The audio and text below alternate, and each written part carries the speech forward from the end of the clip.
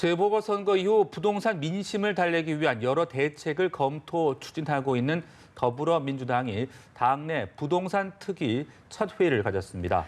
네, 이런 가운데 여야의 당권, 원내대표 경쟁은 막바지를 향해 가고 있는데요. 국회 연결합니다. 박현우 기자. 네, 민주당 부동산 특위 첫 회의가 오늘 오전 국회에서 열렸습니다. 가장 관심이 쏠리는 부분은 집을 살 때 금융권으로부터 받는 대출과 관련한 현행 규제들이 완화될 것인가 하는 부분과 재산세와 종합부동산세 과세 기준 완화에 대한 구체적인 방안이 마련될 것인가 하는 부분이었는데요. 첫 회의에 참석한 윤호중 비대위원장 겸 원내대표는 부동산 현안을 종합 검토해 대안을 마련하겠다고 했습니다. 직접 들어보시죠. 투기는 막되 실소유자는 보호하고 무주택 서민들을 위한 주거복지를 강화하겠습니다. 앞으로 부동산 특위는 주택 공급, 주택 금융, 주택 세제 및 주거복지 등 관련 현안들을 모두 종합적으로 검토해서 회의에선 윤 위원장 말처럼 지금까지 언론과 각 상임위별로 논의된 내용들이 종합적으로 논의된 것으로 전해집니다. 특히 주택담보대출 비율 LTV와 총부채 상환 비율 DTI 완화와 관련해 특위 간사인 유동수 의원은 회의가 끝난 뒤 기자들과 만나 무주택 실수요자들의 LTV와 DTI를 완화하는 방안이 논의됐으며 앞으로의 추가 논의를 거쳐 추진되는 방안이 유력하다고 설명했습니다. 또 오는 6월 1일이 부동산 공시지가 결정일인 만큼 서민들의 재산세 경감 등을 위해 그전에 최대한 조속히 당의 입장을 정리해 관련 입법을 추진해 나갈 예정이라고 덧붙였습니다.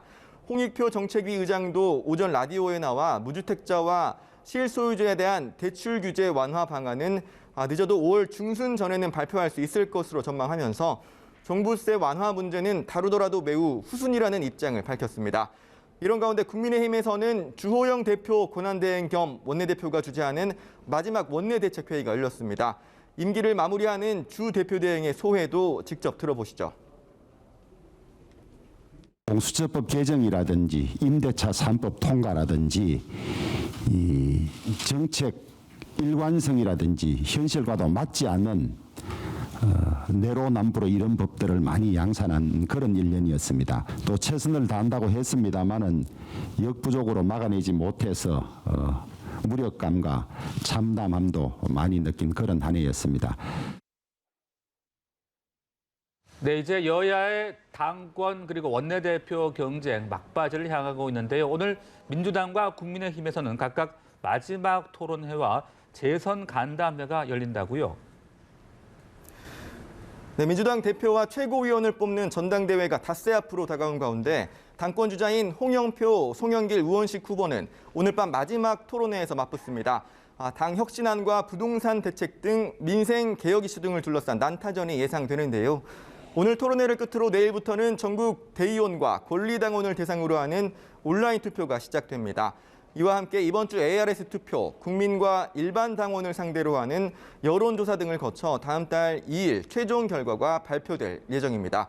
국민의힘에선 신임 원내 사령탑을 뽑는 선거가 사흘 앞으로 다가왔습니다.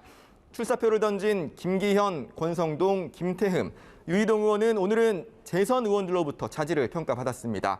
4명의 후보들은 앞서 어제는 초선과의 대화를 갖고 질의에 답하며 당내 최다 세력인 56명의 초선 의원들을 향한 구애 전략을 펼쳤었는데요.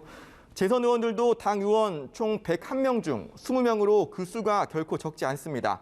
후보들은 오전 10시 반부터 비공개로 진행된 재선 간담회에서 내년 대선 전략과 원내 투쟁 전략, 상임위 재배분 문제 등을 둘러싼 의원들의 질문에 소신을 밝히며 지지를 호소한 것으로 전해집니다. 지금까지 국회에서 연합뉴스 TV 박현우입니다.